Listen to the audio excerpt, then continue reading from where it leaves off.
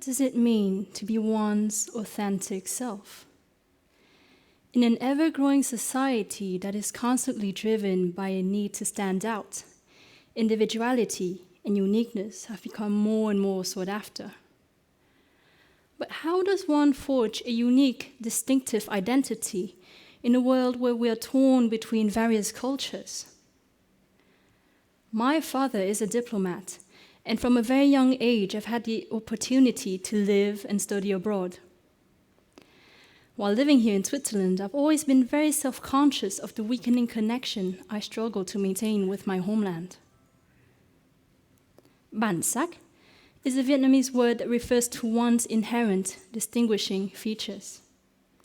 It defines a person's identity and can be roughly translated as the color of one's self. Like many of you here, I am a colorful blend of two cultural legacies. I embody a love affair, a bewildering but intricate love affair between East and West. But have you ever wondered, where do you fit in? Where do you truly belong? These are questions that frequently occupy the mind of a third culture kid. It is a term coined by the US sociologist Ruth Hill Yusim in the 50s for individuals who were raised outside of their parents' country of birth during a significant part of their formative years. As a byproduct of globalization, third culture kids are a prime example of today's growing human mobility and cultural diversity. Because they blend aspects of their birth culture and of the new culture they've acquired abroad, they negotiate a sort of third culture. As a result, they have a richer understanding of societies, customs, cultural etiquettes, and lifestyles around the globe. They know untranslatable words and feel specific emotions that cannot be conveyed in other languages. However, the flip side of the coin is that they tend to struggle to find what the Germans called Verbundenheit, a sense of connectedness with a given place or a given community. Most third culture kids do not identify with members of their original ethnic group, and it is reported that nearly half do not identify with any group at all. They see cultural identity as an ambiguous concept, and they struggle to determine what or where home is. For some, repatriation to the country of birth can be an unwelcome experience and evoke a painful sense of isolation. For me, one of the most emotionally challenging events of the year is flying home to visit my family.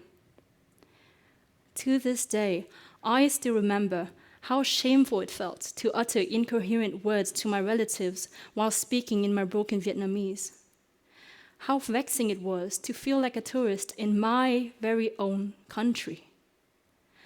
Over there, I felt as if I wasn't Vietnamese enough. And over here, I never felt quite Swiss enough either.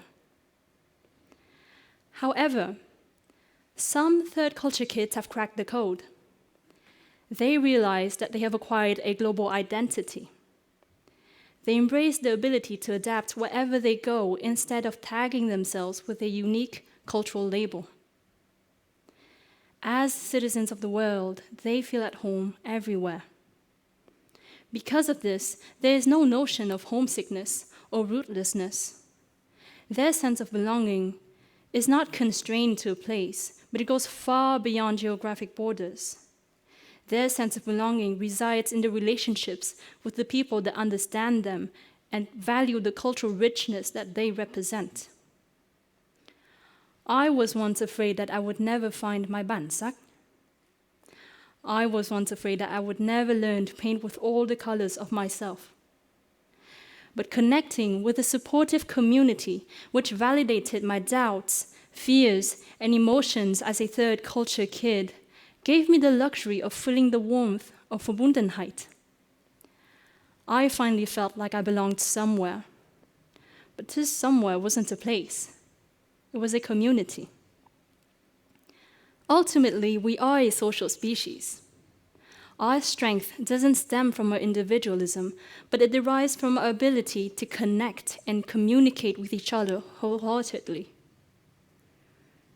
Interestingly, people who have lived their entire lives in the same country as their parents can gain a new perspective from third culture kids.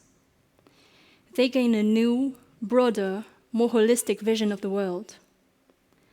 They can learn a new language, a new sense of humor even, but most importantly, they develop greater tolerance and an open-mindedness to foreign civilizations. Third culture kids introduce them to a new hybrid culture and act as a bridge between the old and the new, the known and the unknown, the ordinary and the exotic. The key message that we must take from third culture kids is to build meaningful relationships with the cultures that resonate with us without ever claiming full ownership in any. Without saying to ourselves, this country is mine, but on the contrary, by celebrating our differences and by appreciating the distance that separates us, we can transform a feeling of rootlessness and let it blossom into a broader sentiment. The sense of belonging, not to a nationality, symbolized by a flag, not to a country strictly defined by borders, but to a global, limitless community. To summarize, I'd like to quote the Swiss author Metin Arditi from his book Dictionnaire amoureux de la Suisse, a book my father gave me before leaving Switzerland, in which he says, "If a man feels at ease in his own country, this man is naive. If a man feels at ease in his own country and everywhere else, this man is strong.